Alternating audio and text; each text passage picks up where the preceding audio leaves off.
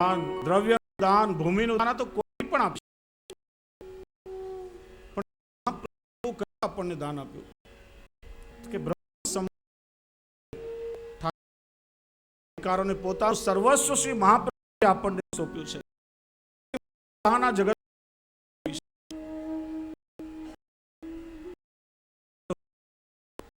સુંદર શિલા સરસાનીની ગોદમાં મસ્તક ઓઢ્યા હતા. શ્રીજી બાવાને મળવું છે. પ્રભુ પધાર્યા, ચરણારવિંદમાં સુવર્ણના નૂપુર ધ્વનિ થઈ રહ્યો હતો. ઠાકોરજી નજીક પધાર્યા, પ્રભુએ નૂપુર ધારણ કર્યા છે, એમાંથી ધ્વનિ થઈ રહ્યો અને પ્રભુ નજીક નૂપુરના ધ્વનિ મહાપ્રભુ આપને મળશે. હાથનો ઈશારો કરી ઠાકોરજીને દૂર ઠાળવવાનો સંકલ્પ કર્યો. મહારાજ હમણાં ઓઢ્યા છે, ઠાળરો. પ્રભુ અંતર્યામી છે, ભક્ત વત્સલ છે, ભક્તના પ્રભુ. ઠાકોરજી ત્યાં ઠાળા રહ્યા. મહાપ્રભુજી જાગ્યા, પ્રભુના દૂર ઠાળા દર્શન કર્યા. બહુ ઠપકો, અરે પ્રભુને પરિશ્રમ આપ્યો, પ્રભુને દૂર. શ્રીજી બાબાએ આજ્ઞા કરી કે તમારા પર સુખ, પોતાના દાસ ધર્મનું પાલન કર્યું. ત્યારે દામોદર દાસ વિનંતી કરી, દાન મોટું કહેવાય દાતા, દાન બળો કે દાતા બળો. દાતા હોય તો કોઈ દાન આપી શકે. આપે કૃપા કરીને શ્રીજી બાબા સાથે અમારી ઓળખાણ કરાવી અને ઓળખી શક્યા છીએ. ન તો અહીંયા ઓળખતું તું કોણ? અમારા માટે તો આપ છો. શ્રી મહાપ્રભુજી છે કે જે કૃપા કરીને સાથે હસ્ત મેળાપ કરાવી આપે.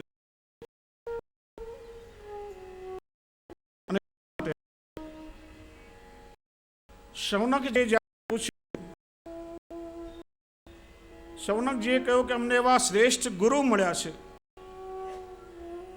આપના જેવા સમર્થ ગુરુ અમને મળ્યા છે, ત્યારે કૃપા કરીને અમારા પ્રશ્નોનું સમાધાન કરો.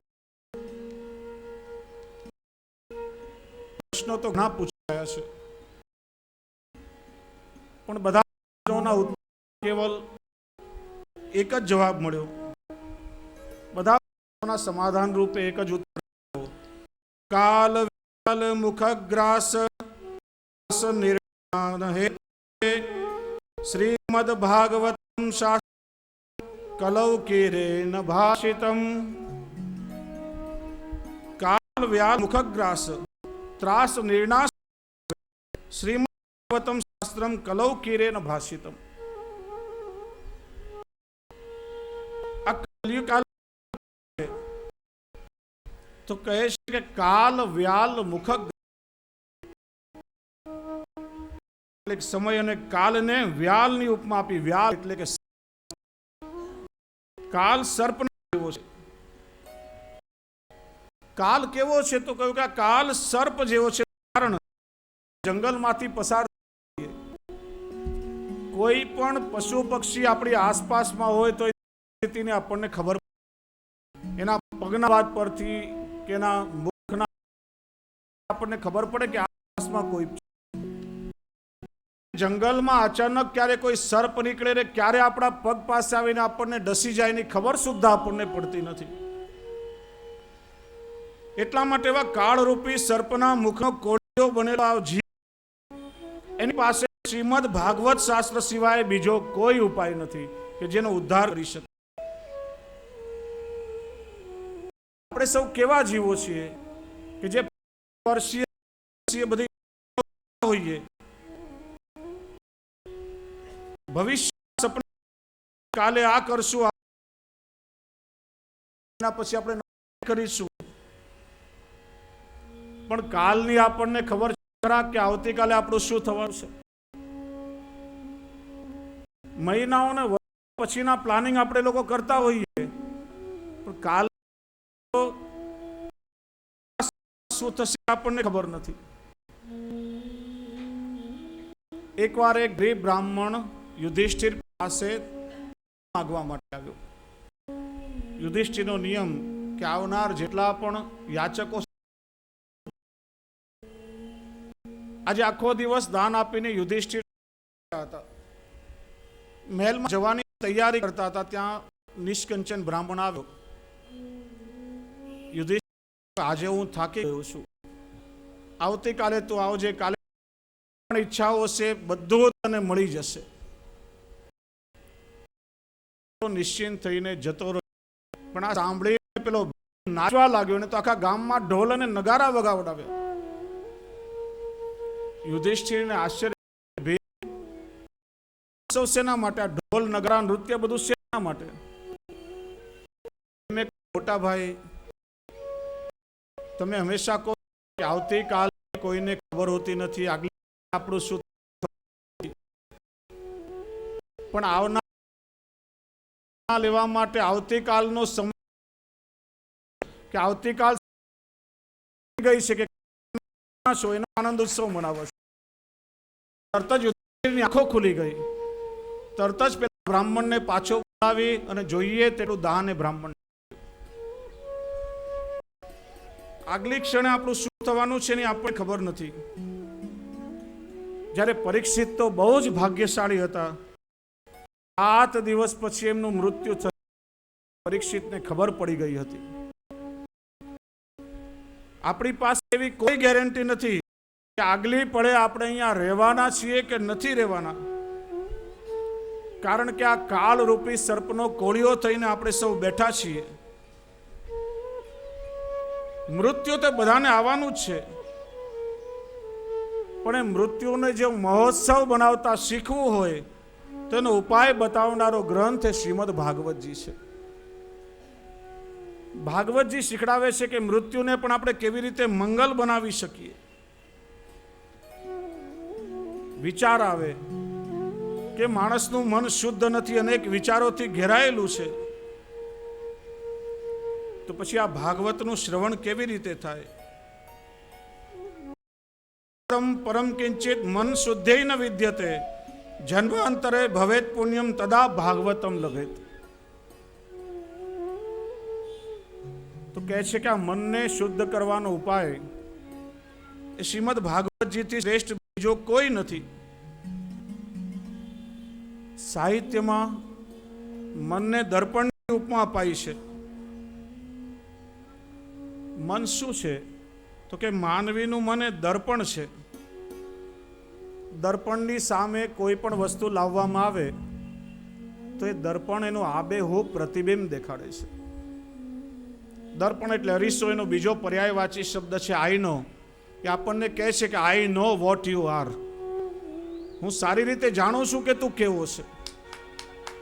જેવા હોઈએ તેવું પ્રતિબિંબ દર્પણમાં દેખાડે, પણ દર્પણ છે માત્ર આપણું બાહ્ય પ્રતિબિંબ આપણને બતાવે છે. જ્યારે માણસનું મન એ અંતરનો અરીસો છે, અને અંતરના અરીસામાં જ્યારે આપણે પોતાની જાતને જોઈએ ત્યારે જ આપણી ખરી ઓળખાણ આપણને થાય છે. માણસ જગત આખા સાથે વાતચીત કરે, આપણે આખી દુનિયા સાથે 24 કલાકમાં કેટલી પંચાયત કરતા હોઈએ છીએ, પણ થોડો સમય પોતાની જાત સાથે વાત કરવા માટે માણસે આપવો જોઈએ. એક પ્રસંગ સાંભળ્યો હતો કે એક રાજા શિકાર કરવા માટે નીકળ્યો. રસ્તામાં ભરવાડનો એક છોકરો ઘેટા બકરા ચરાવતો હતો. એને રાજાનું માર્ગદર્શન કર્યું. આ ભરવાડના છોકરાના બુદ્ધિ ચાતુર્ય પર પ્રસન્ન થઈને રાજાએ એને પોતાનો અંગત પ્રધાન બનાવ્યો. કાલ સવારનો ભરવાડનો છોકરો રાજાનો અંગત પ્રધાન બન્યો. એ વાત બીજા બધા જૂના ભ્રષ્ટાચારી પ્રધાનોને મનમાં ખટકવા લાગી. એમણે પેલા ભરવાડના છોકરા વિરુદ્ધ રાજાના કાન ભંભેરવા શરૂ કર્યા. આમ તો રાજા કંઈ સાંભળે નહીં, પણ કહેવાય ને કે એકનો એક અસત્ય વાર ઉચ્ચારવામાં આવે તો એ સત્યનો આભાસ ઉભો કરી શકે. બહુ ફરિયાદ થઈ. રાજાએ કહ્યું કે તમારી વાત સાચી માનું, પણ મને કોઈ વાતનો પુરાવો લાવી આપો. બહુ મહેનત પ્રધાનો એક વાત શોધી કાઢી કે આ ભરવાડનો છોકરો રાજ્યનો વહીવટ કરીને નગરની બહાર જાય છે, ત્યાં એક ઝૂંપડું, અને ઝૂંપડામાં થોડો સમય કરે છે. નક્કી રાજ્યનું કિંમતી ઝવેરાત ત્યાં ભેગું કરતો હશે અને એક સમય લાગ મળે બધું ઉપાડીને ભાગી જવાનો. આ વાત તેમણે રાજાને કરી. રાજાએ પણ પેલા ભરવાડના છોકરા પાસે સત્ય જાણવાની જિજ્ઞાસા વ્યક્ત કરી. બીજે દિવસે રાજ્યનું કામ બધું પતાવી અને ભરવાડનો છોકરો રાજાને બધા પ્રધાનોને લઈ એ ઝૂંપડામાં આવ્યો. અંદર એક જ ઓરડો, અને ત્યાં માણસના કદનો એક મોટો અરીસો ભીત પર ટીંગાડેલો હતો. એની પાસે એક થેલી પડી હતી. બધા પેલા પ્રધાનોને એમ કે આ થેલીમાં હીરા મોતી રત્નો બધું સંતાડ્યું હશે. થેલીને ખંખેરીને ઊંધી કરી તો એમાંથી ભરવાડના મેલા ફાટેલા કપડાં નીકળ્યા. પ્રધાનો બધા નતમસ્તક થયા. રાજાએ એનું કારણ પૂછ્યું ત્યારે પેલા ભરવાડના છોકરાએ કહ્યું કે મહારાજ, રાજ્યનો બધો વહીવટ કરીને દરરોજ મારો આ પ્રધાનનો પહેરવેશ ઉતારીને મૂળ મારા ભરવાડના કપડાં પહેરું અને અરીસાનવી છું. દરરોજ હું મારા પોતાની જાતને કહું છું કે બેટા પ્રધાન, તું ત્યાં સુધી છે કે જ્યાં સુધી આ રાજા તારા પર ખુશ છે, પણ ભરવાડ તો તું કાયમનો છે, અને ભગવાને આપેલા અસલી રૂપમાંથી તને કોણ વિચલિત કરી શકવાનું છે? અને કોઈ પણ ક્ષણે પાછા ભરવાડ થઈ જવાની મારી માનસિક તૈયારી જ મને સત્યના નિષ્ઠાના માર્ગ પર ઊભો રાખી શકે છે. રાજાએ એને પોતાનો મિત્ર બનાવ્યો. એ માણસ દરરોજ પોતાની સાથે વાત કરે, પોતાના અંતરની સાથે વાત કરે, આત્મનિરીક્ષણ કરે, ત્યારે એને પોતાના જાતનો સાચો પરિચય થાય છે. એટલા માટે અહીંયા બતાવ્યું કે મન એ આપણું દર્પણ છે. હવે વિચાર આવે કે આપણું મન જો દર્પણ જેવું છે તો દરરોજ આપણે કથાઓમાં આટલા કલાક આવીને બેસીએ છીએ, ઠાકોરજીની સેવા કરીએ છીએ, એનું પ્રતિબિંબ દર્પણમાં દેખાવું જોઈએ. તો હજી સુધી આપણા મનમાં કેમ દેખાતું નથી? જીવનમાં કેટલી કથાઓ સાંભળી, કેટલાય પ્રવચનો સાંભળ્યા, દરરોજ સવારથી સાંજ પ્રભુની સેવા કરી, તો પણ આપણું પ્રતિબિંબ આપણા મનમાં દેખાતું નથી. દર્પણની સામે કોઈ પણ વસ્તુ હોય તો એનું પ્રતિબિંબ એમાં અંકિત થાય, એનું લક્ષણ છે. પણ આટલા સમયથી પ્રભુનું સ્વરૂપ જો આપણી આગળ હોય, ભગવત કથા હોય, અને એનો પ્રભાવ આપણા મનરૂપી દર્પણમાં દેખાવો જોઈએ, તો દેખાતો કેમ નથી? તો બહુ સરસ સમજાવ્યું કે આટલી અવસ્થામાં દર્પણમાં નહીં. પહેલી વાત કે દર્પણ ઉપર ધૂળ જામી ગઈ હોય ત્યારે આપણા મનરૂપી દર્પણ પર અહંતા મમતાની એવી ધૂળ જામેલી છે, એટલા માટે પ્રતિબિંબને આપણે લોકો જોઈ શકતા નથી. બીજી વસ્તુ, અંધકાર હોય ત્યારે, પ્રગાઢ અંધકારમાં દર્પણની સામે ઊભા રહીએ ત્યારે પણ આપણું પ્રતિબિંબ દેખાતું નથી. ત્યારે અજ્ઞાનતા એ અંધકાર છે, અને એટલા માટે આપણા પોતાના મનરૂપી દર્પણમાં એ પ્રતિબિંબને આપણે જોઈ શકતા નથી. અને ત્રીજું કારણ કે આપણી પોતાની આંખોમાં તકલીફ પણ આપણે દર્પણમાં પ્રતિબિંબ જોઈ શકીએ. આજે આપણી આંખોમાં પણ રાગ, દ્વેષ, ઈર્ષા, ઘણી બધી તકલીફો ઘૂસી ગઈ છે, અને એટલા માટે એ પ્રતિબિંબને આપણે લોકો આજે જોઈ શકતા નથી.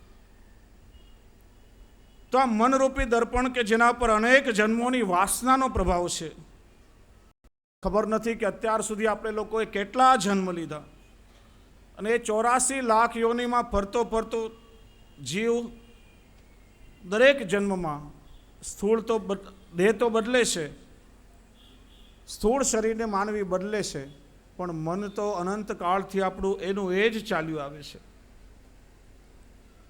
દરેક જન્મમાં આપણે નવા નવા વિચારો કર્યા, નવા નવા સંસ્કારો કર્યા, નવા નવા પ્રકારો જોયા,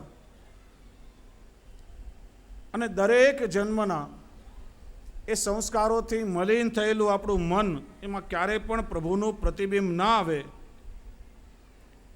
પણ એ મનને શુદ્ધ કરવાનું સામર્થ્ય જો કોઈનામાં છે તો એ કેવલ શ્રીમદ ભાગવત છે. પણ કહ્યું કે ભાગવતની કથાનો અવસર જીવનમાં એમને મળતો નથી. જન્માંતરે ભવેત પુણ્યમ તદા ભાગવતમ લભેત. અનેક જન્મોના પુણ્ય કર્મોનો ઉદય થાય ત્યારે શ્રીમદ ભાગવતની કથા શ્રવણ કરવાનું અલૌકિક ફળ જીવાત્માને મળે છે. આ અવસર માનવીને સામાન્ય રીતે મળતો નથી. લાખો કરોડો જીવ સંસારમાં છે. કથાઓ કેટલી જગ્યાએ ચાલતી હોય. અહીંયા કથા ચાલી રહી છે, ઘરમાં ટીવીમાં લાઈવ ટેલિકાસ્ટ પણ ઘણા લોકો જોતા હશે. પણ જેના ભાગ્યમાં હોય અહીંયા આવીને કથા શ્રવણ કરે કે ઘરે બેસીને એ ચેનલમાં કથા જોતા હોય. બાકી કોઈ જાત જાતની ચેનલો જોતા હોય, કોઈ અત્યારે ક્લબમાં હોય, કોઈ હોટલોમાં, કોઈ સિનેમા થિયેટરોમાં બેઠા હશે. જેના ભાગ્ય ઉદય થાય અનેક જન્મોના, ભાગવતજીના મહાત્મ્યમાં કહ્યું છે જન્માંતરે ભવેત પુણ્યમ, કેટલાય જન્મોના પુણ્ય કર્મોનો ઉદય થયો હશે ત્યારે આ કથા શ્રવણ કરવાનું આપણને દિવ્ય લાભ મળ્યો હશે. વિચાર તો ઘણા લોકોએ કર્યો હોય. ગઈકાલે ઘણા લોકોએ વિચાર કર્યો હશે કે આવતીકાલે કથા સાંભળવા માટે આપણે જશું, પણ કંઈક એવું થાય ને આપણે અહીંયા સુધી પહોંચી જ ના શકીએ. કોઈને કોઈ કારણસર લોકો ન આવી શક્યા હોય. એનું કારણ છે વૈષ્ણવ કે આ ભાગવત કથા એ ભગવાનની કથા છે, ભગવાનના વહાલા ભક્તોની કથા છે. અને એટલા માટે આ કથા એ ન સાંભળી શકે કે જે કથા સાંભળવાની ઈચ્છા કરે, પણ આ કથા એ જ સાંભળી શકે કે ભગવાન જેને સંભળાવવાની ઈચ્છા કરે. પ્રભુ વિચારે કે મારે શ્રવણ કરાવવું છે, અમુક ભક્ત પર મારે કૃપા કરવી છે, એ જ અહીંયા સુધી કથા શ્રવણ કરવા માટે આવી શકે. આપણે લાખ પ્રયત્ન કરીએ, મનથી વિચારીએ કે મારે કથા શ્રવણ કરવી છે, પણ આપણી ઈચ્છાથી આ લાભ આપણને જીવનમાં મળતો નથી. અને ભગવાન જો વિચારે કે મારે આ જીવને કથા શ્રવણ કરાવી છે તો એને કોઈ પ્રતિબંધ નડતો નથી. બધા પ્રતિબંધો એના આપોઆપ દૂર થઈ જાય છે. તો એટલા માટે આ ભાગવતજીની કથા જ એવી છે. સૂતજી કહે છે કે બ્રહ્માજીએ વિચાર્યું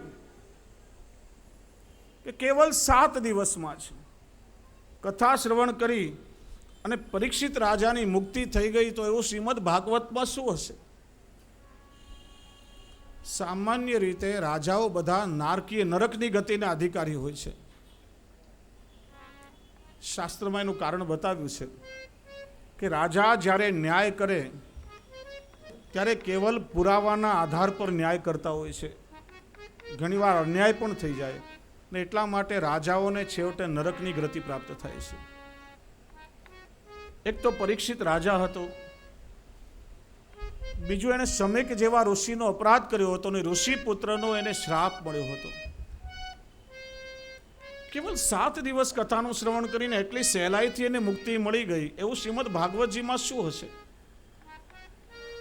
બ્રહ્માજીએ સત્યલોકમાં એક બહુ મોટું વિશાળ ત્રાજવું બનાવડાવ્યું.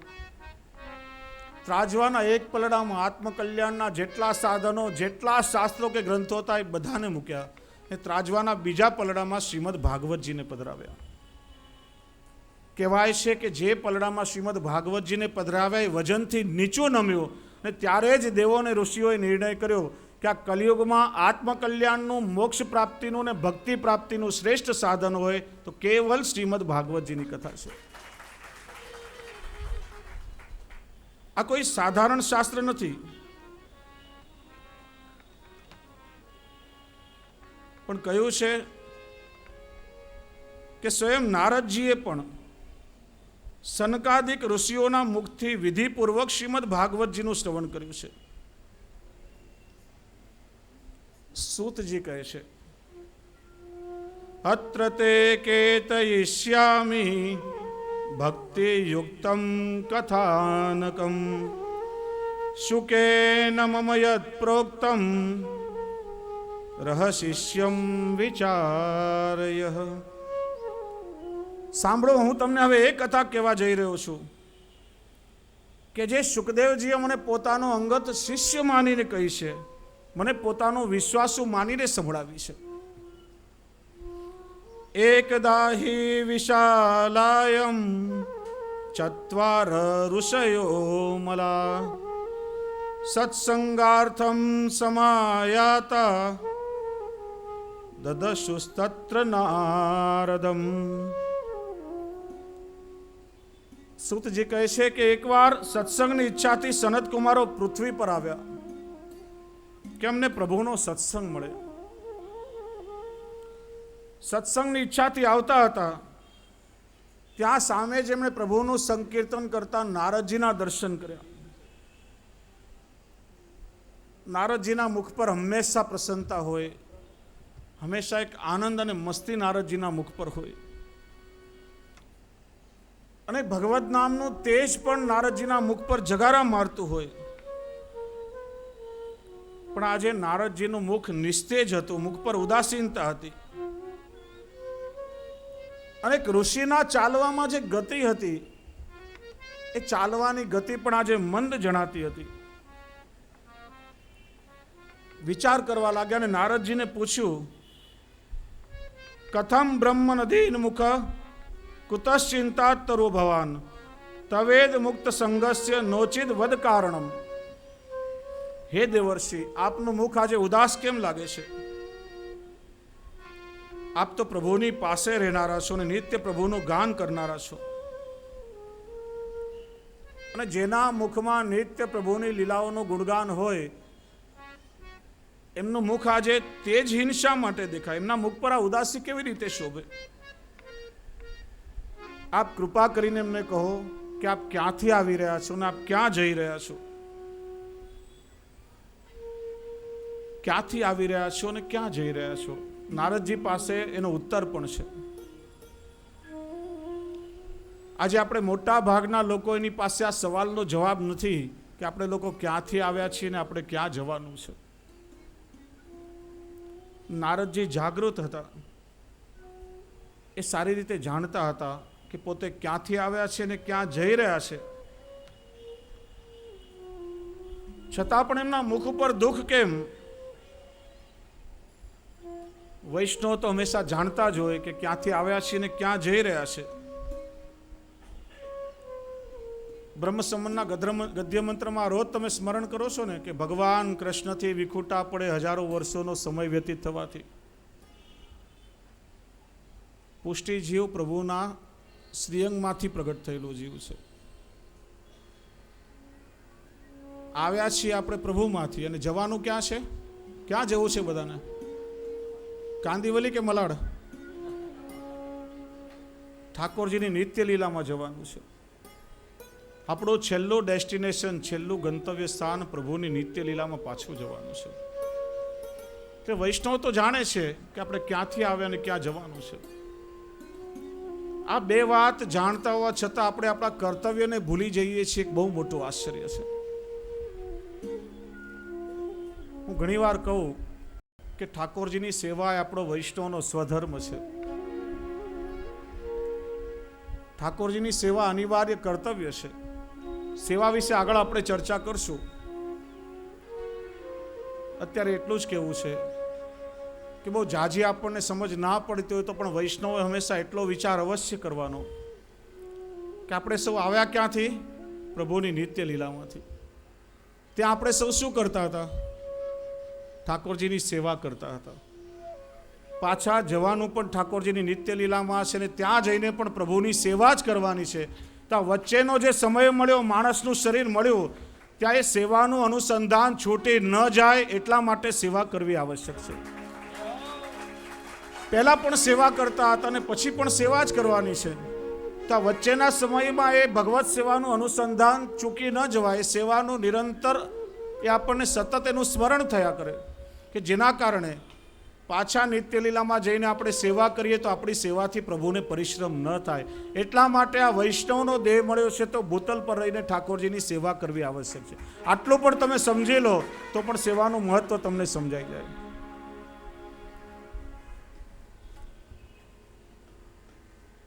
તો નારદજી કહે છે કે નારદજીના મુખ પર જે ચિંતા છે, માનવીના મુખ પર જે ચિંતા હોય ને, આપણે હંમેશા ચિંતા કરતા હોઈએ છીએ પોતાના સ્વાર્થ માટે. આમ તો ભક્તોના મુખ ક્યારે પણ ચિંતાતુર ન હોય, અને ભક્તોના મુખ પર ક્યારે ક્યારે ચિંતા હોય ને તો તો એ ચિંતા ક્યારે પણ પોતાના સ્વાર્થ માટેની ન હોય, બીજાને સુખ આપવા માટેની ચિંતા હોય, બીજાના દુઃખો દૂર કરવા માટેની ચિંતા હોય. નારદજી પોતાના ચિંતાનું કારણ બતાવે છે 5.5 શ્લોકમાં. અહંતો પૃથ્વીમ યાતો જ્ઞાત્વા સર્વોત્તમામિતિ કલીના ધર્મમિત્રેણ ધરેયમ બાધિતા ધુના. કલિયુગનું વર્ણન 28 લક્ષણો કલિયુગના એની અંદર બતાવ્યા છે. અત્યારનો જે સમય ચાલી રહ્યો છે ને વૈષ્ણવને આપણે સૌ કલિયુગના નામથી ઓળખીએ છીએ. નારદજી કહે છે કે વિચરણ કરતાં કરતાં પૃથ્વી એ સૌથી સર્વોત્તમ સ્થાન છે માનીને હું અહીંયા આવ્યો હતો, પણ અધર્મના સાથી કલિયુગે આ પૃથ્વીને એટલી બધી દુઃખી કરી દીધી છે, ત્યાં સત્ય, તપ, દયા કે દાન રહ્યા નથી. કલિયુગના જીવો અત્યારે કેવલ પેટ ભરનારા પામર અને અસત્યવાદી થયા છે. સત્ય બોલાય તો પણ કેવલ કટુમાં જ બોલાય છે. મહાભારતકાર કહે છે સત્યમ બ્રુયાત પ્રિયમ બ્રુયાત ન બ્રુયાત સત્યમ અપી અપ્રિયમ. સાચું હંમેશા કહેવું જોઈએ, પણ ક્યારે બીજાને કડવું લાગે એવું સત્ય ક્યારે પણ ન કહેવું જોઈએ, કારણ કે એનાથી ઘણી વખત અનર્થ થતો હોય છે. પ્રિય રીતે હંમેશા સત્ય કહેવાય અને સાંભળવાવાળો સમજી જાય એનો ઉદ્ધાર થઈ જાય, ન સમજે તો એના ભાગ્ય. પણ ક્યારે પણ બીજાને માઠું લાગે રીતે કટુ ભાષામાં નહીં કહેવું જોઈએ. અને બીજું કારણ કે કલિયુગમાં અત્યારે સાચું કહેનારા પણ રહ્યા નથી, અને કોઈ સાચું કહેતા હોય તો સાચું સાંભળનારા પણ રહ્યા નથી. કડવું સત્ય કોઈને ગમતું નથી, અને વાણીથી જ માણસનો પરિચય થાય છે કે માનવી કઈ જાતિનો છે અને એની લાયકાત શું છે. કહેવાતા સંતો, પાખંડીઓ અને વૈરાગીઓ આ બધા ધર્મના સંગ્રહી બન્યા છે. ગ્રહસ્થોના ઘરમાં સ્ત્રીનું પ્રભુત્વ છે. શ્યાલકો બુદ્ધિદાયક. જેમ રાજાના સમયમાં પ્રધાન કે વજીર હોય એ રાજાને વિચાર આપે, એમ સ્ત્રીનો ભાઈ એટલે કે સાળો હોય આ કલિયુગમાં સલાહકાર થયો છે. આશ્રમોમાં યવનો પેઠા છે. દુષ્ટોએ તીર્થો, નદીઓ અને દેવસ્થાનોને મોટા ભાગે દુષ્ટ કર્યા છે, ભ્રષ્ટ કર્યા છે. આ કલિયુગમાં દેશો અપવિત્ર અને બ્રાહ્મણ, ક્ષત્રિય, વૈશ્ય એ બધા કલ્યાણ રહિત અને સ્ત્રીઓ બધી પાતિવ્રત્ય રહિત બની રહી છે. આમ કલિયુગના દોષો જોતા જોતા પૃથ્વી પર જ્યારે ફરતો હતો ત્યારે જ્યાં ભગવાનની લીલા સંપન્ન થઈ યમુનાજીના કિનારે જ્યારે હું આવ્યો ત્યારે ત્યાં મેં એક આશ્ચર્ય જોયું, તે આપ સાંભળો. એક દુઃખી મનવાળી યુવાન સ્ત્રી યમુનાજીના કિનારે બેઠી હતી. તેની પાસે અચેતન અવસ્થામાં માત્ર શ્વાસ લેતા 2 વૃદ્ધો પડેલા હતા, અને તે યુવાન સ્ત્રીએ બંને વૃદ્ધોની સેવા કરતી હતી. વારંવાર તેમને જગાડવાનો પ્રયત્ન કરતી હતી અને રડી રહી હતી. દૂરથી આ દ્રશ્ય જોતા કેવલ કુતૂહલથી હું તેમની પાસે ગયો. મેં એનો પરિચય પૂછ્યો અને સ્ત્રી ઊભી થઈ અને મને કહેવા લાગી, અહમ ભક્તિ રીતે ખ્યાતા ઇમૌ મે તનયો મતૌ જ્ઞાન વૈરાગ્ય નામાનવ કાલ યોગે ન જર્જરો ઉત્પન્ના દ્રવિડે સાહમ વૃદ્ધિમ કર્ણાટકે ગતા ક્વચિત ક્વચિન મહારાષ્ટ્રે ગુર્જરે જીર્ણતામ ગતા. હે દેવર્ષિ, મારું નામ ભક્તિ છે, અને આ 2 વૃદ્ધો જે મારી પાસે સૂતેલા છે એ બંને મારા પુત્રો જ્ઞાન અને વૈરાગ્ય છે. નારદજીએ પૂછ્યું કે તમે અહીંયા કેવી રીતે આવ્યા, તમારો મને પૂરો પરિચય આપ્યો. ત્યારે ભક્તિએ પોતાનો પરિચય આપ્યો. ઉત્પન્ના દ્રાવિડે સાહમ, દક્ષિણ દેશમાં મારો જન્મ થયો. કર્ણાટકમાં આવીને મારી વૃદ્ધિ થઈ. મહારાષ્ટ્રમાં આવીને મારું સન્માન થયું, પણ આ ગુજરાતમાં આવીને હું સાવ જર્જરિત થઈ ગઈ. ભક્તિનું પ્રાગટ્ય સ્થાન દક્ષિણ છે. એટલા માટે તમે જુઓ કે આપણી વૈદિક પરંપરામાં જેટલા પણ આચાર્યો પ્રગટ થયા છે બધા જ દક્ષિણની પરંપરાના છે. શ્રી મહાપ્રભુજી ચંપારણ્યમાં પ્રાગટ્ય થયું, પણ મૂળ વેલનાડુ તૈલંગ બ્રાહ્મણ દક્ષિણની પરંપરા છે. શંકરાચાર્યજી, માધવાચાર્યજી, રામાનુજાચાર્યજી, આ બધા જ આચાર્યોનો જન્મ દક્ષિણમાં છે. વિચાર આવે કે દક્ષિણમાં ભક્તિનો જન્મ થયો, કર્ણાટકમાં ભક્તિની વૃદ્ધિ થઈ, મહારાષ્ટ્રમાં ભક્તિનું સન્માન થયું અને ગુજરાતમાં આવીને ભક્તિ જીર્ણ એટલે કે વૃદ્ધ થઈ ગઈ. તેનું કારણ શું? ભક્તિ વૃદ્ધ થઈ એનો મતલબ શું? તો કે જ્યારે ભક્તિ સાધ્ય ન બનતા સાધન બની જાય, માનો કે ત્યારે ભક્તિ વૃદ્ધ થઈ જાય છે. ભક્તિ એ પ્રભુને પ્રાપ્ત કરવાનું સાધન છે. જ્યારે ધર્મનો ઉપયોગ આત્મકલ્યાણ માટે ન થાય અને આ ધર્મનો ઉપયોગ કેવલ લૌકિક પોતાના સ્વાર્થ માટે થવા લાગે, માનવાનું કે ત્યારે આપણી ભક્તિ વૃદ્ધ થઈ ગઈ છે. તમે જ્યારે કોઈ દુકાનમાં જાઓ અને દુકાનમાં ભીત ઉપર શ્રીનાથજીનું ચિત્ર દેખાય અને શ્રીનાથજીનું ચિત્ર જોઈને આપણે દુકાનદારને કહીએ, અરે તમારા ગળામાં કંઠી છે, શ્રીનાથજીનું ચિત્ર છે, તમે વૈષ્ણવ લાગો છો, અમારે ઠાકોરજીના માટે અમુક વસ્તુ લેવી છે, જરા ભાવતાલ બરાબર કરી આપજો. એનો અર્થ શું થયો? કે ધર્મના માટે પણ આપણે લોકો વેપાર કરતા થયા. ધર્મનો ઉપયોગ કેવલ સ્વાર્થ માટે કરીએ છીએ. જ્યાં ધર્મનો ઉપયોગ કેવલ સ્વાર્થ માટે થવા લાગે ત્યાં કહેવાય કે ભક્તિ હવે વૃદ્ધ થઈ ગઈ છે. અને આ ગુજરાતમાં આવીને ભક્તિ વૃદ્ધ થઈ એવું શ્રીમદ ભાગવતજીમાં કહ્યું છે. પણ આપણે લોકો આજે જાણીએ છીએ, અનુભવી જ શકીએ છીએ કે જેટલો ધર્મનું આચરણ આજે ગુજરાતમાં થઈ રહ્યું છે એટલું બીજે ક્યાંય નથી થઈ રહ્યું. વિચાર આવે કે આ ભક્તિ ગુજરાતમાં આવીને વૃદ્ધ થઈ, એનું કારણ શું? તો કોઈ એનો બહુ સુંદર અર્થ કર્યો છે કે ભક્તિ જીર્ણ થઈ. અને જીર્ણનો અર્થ શું? દાખલા તરીકે આપણે માટીનો એક દડો લઈએ, ધીરે ધીરેમાંથી માટીને આપણે ખંખેરીએ, માટી ખરવા લાગે ત્યારે કહેવાય કે માટીનો દડો ધીરે ધીરે જીર્ણ થઈ રહ્યો છે. પણ પછી એ માટી ધીરે ધીરે ત્યાંના આખા કણકણમાં વ્યાપ્ત થઈ જાય છે. ને એટલા માટે જીર્ણનો અર્થ એવો થયો કે આ ગુજરાતમાં આવીને ભક્તિ એ ગુજરાતના કણકણમાં વ્યાપ્ત થઈ ગઈ. ને એટલા માટે આજે ગુજરાતમાં જેટલું ભક્તિનું આચરણ જોવા મળે છે એટલું ક્યાંય જોવા મળતું નથી.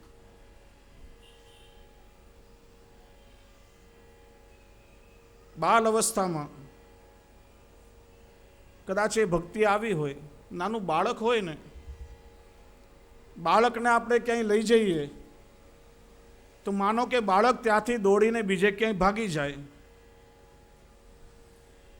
યુવાવસ્થામાં પણ માનવીમાં ઘણી બધી ચંચલતા રહેતી હોય છે, પણ વૃદ્ધ અવસ્થામાં માનવી એકવાર જ્યાં આવીને બેસી જાય ને પછી એને ત્યાંથી ઊભા થવાનું મન થતું નથી. એટલા માટે કહેવાય છે કે ભક્તિ ગુજરાતમાં આવીને બેસી ગઈ છે, સ્થિર થઈ ગઈ છે. એટલા માટે ભક્તિને અહીંયા જીર્ણ કહેવામાં આવી છે. પછી એ ગુજરાત છોડીને ક્યાંય જઈ જ ના શકે. અને એવું કહેવાય કે જે બાળકો માતા પિતાને વૃદ્ધાવસ્થામાં સાચવે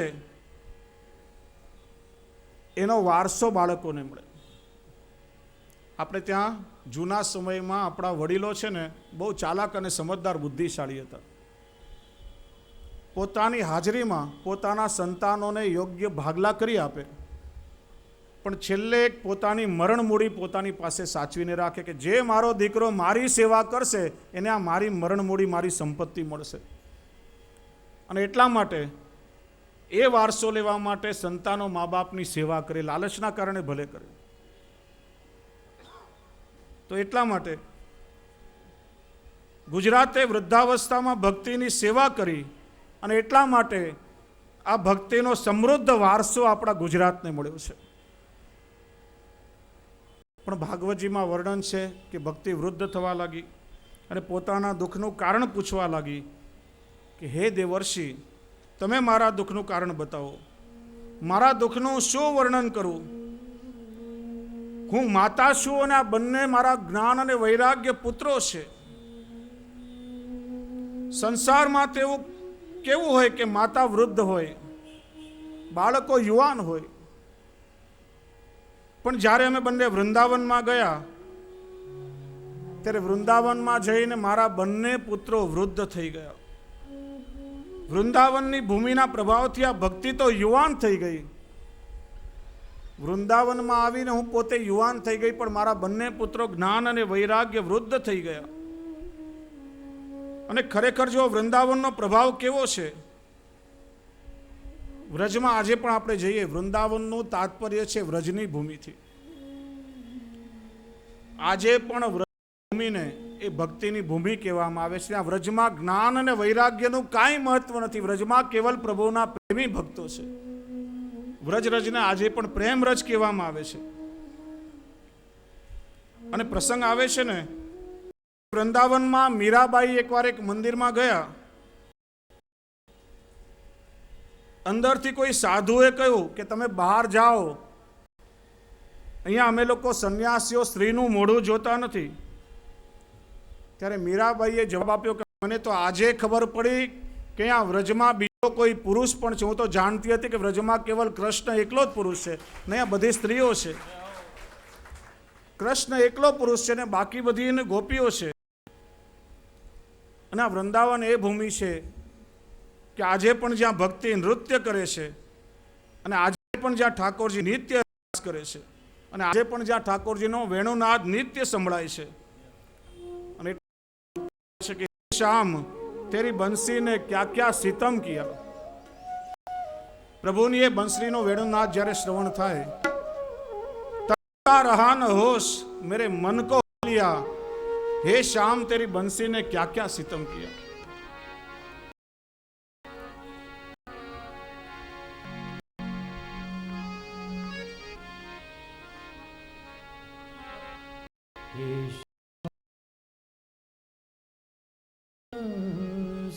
ने क्या सितम किया, हे श्याम तेरी बंसी ने क्या सितम किया. तन का रहा न होश मेरे मन को हर लिया. तन का रहा मेरे मन को हर लिया. ये शाम तेरी बंसी ने क्या सितम किया.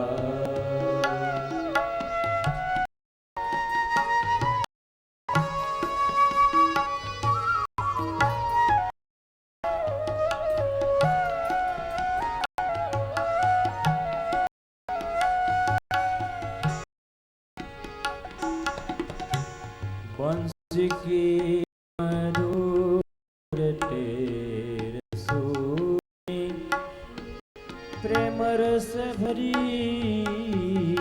बंसी मधुर टेर,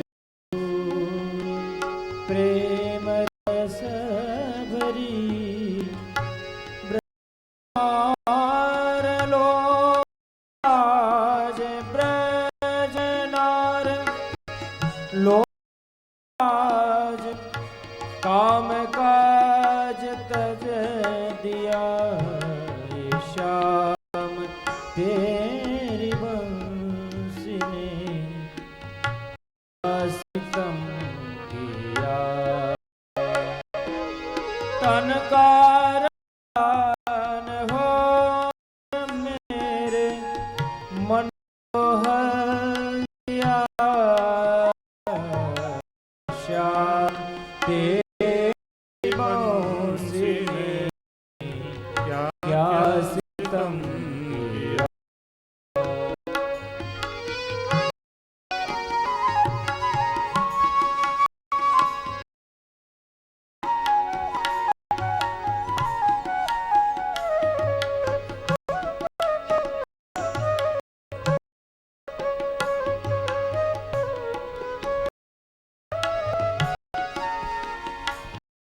या तो शैतान कोई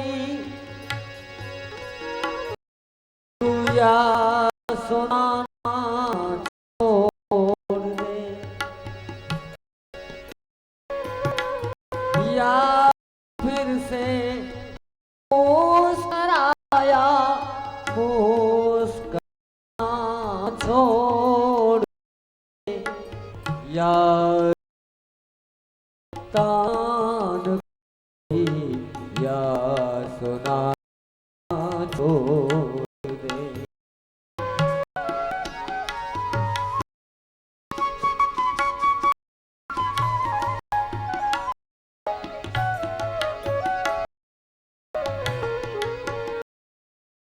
या तो प्रेम की गलियों में आना,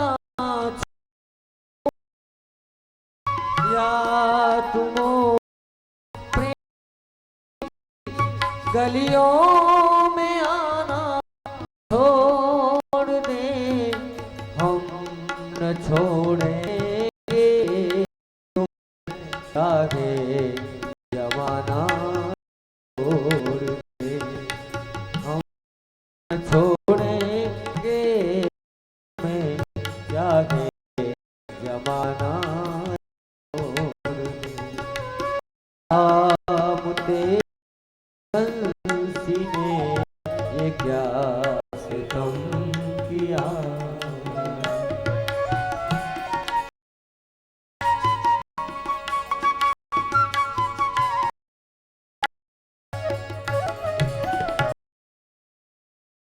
नभ में चढ़े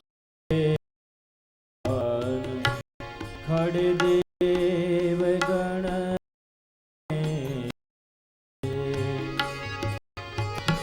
मुनियो प्रेम भक्ते रस पिया,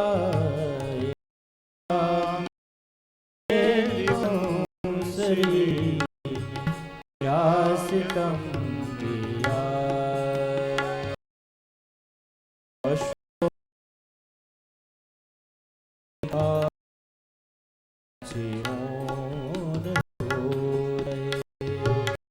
जमुना का रुका नीर पीर हो,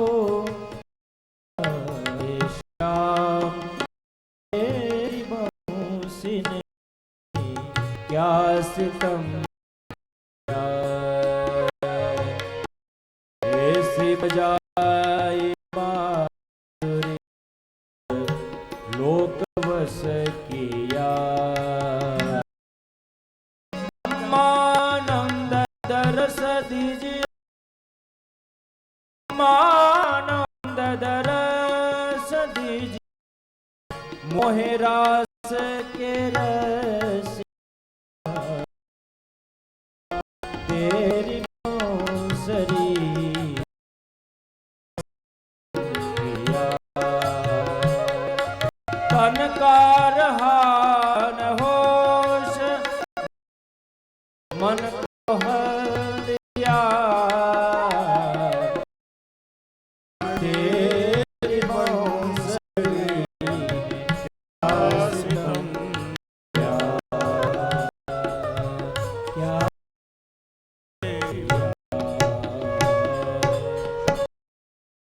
श्याम ते बंसी ने क्या सितम किया, मन का रहा होश ने मन को मोह लिया। ને શ્રીજી બાવા ખૂબ સુંદર આપણને દર્શન થાય છે. વર્ણન હજી આપણે સાંભળ્યું, હમણાં જ શ્રવણ કર્યું. તનકા રહા હોશ મન કો હર લિયા. શ્રીજી બાવાને નવની વૈષ્ણવ ભક્તિ અને એના બંને પુત્રો જ્ઞાન વૈરાગનો પ્રસંગ આપણે વિરામ, કારણ કે હજી શ્રી દ્વારકાધીશ પ્રભુના ખાસના બંગલાના મનોરથની સુંદર ઝાંખી સવય કરવાની છે અને રાતે 8 વાગે ભજન સંધ્યાનું પણ બહુ સુંદર આયોજન છે. કાંદિવલીમાં જ આપણા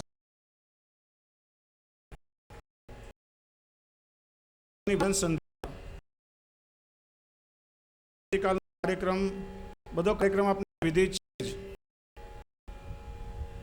પણ થોડા વિશેષ બીજા કાર્યક્રમ હોવાના કારણે, અનુરોધ હોવાના કારણે આવતીકાલની આપણી કથા બરાબર 2:30 વાગે કરશું, સાંજે વહેલો.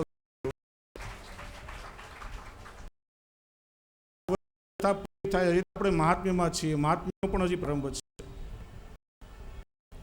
ચોથે દિવસે નંદ મહોત્સવ કરાવવો જ પડે, એક દિવસમાં 4 જન્મ કરાવવાના છે. સમય 2:30 વાગે વૈષ્ણવ સભા આવી જશો, કારણ કે સર થોડું વહેલું ઠાકોરજીના આમ્રકુંડના મનોરથની પણ ઝાંખી છે. બધો આનંદ સાથે મળીને એકવાર ભાવથી જય ઘોષ કરીએ. બોલીએ શ્રી વલ્લભાધીશ વર્ધન શ્રીલાલ પ્યારે સુંદર શ્રી અમને મહારાણી કી, શ્રી ભાગવત ભગવાન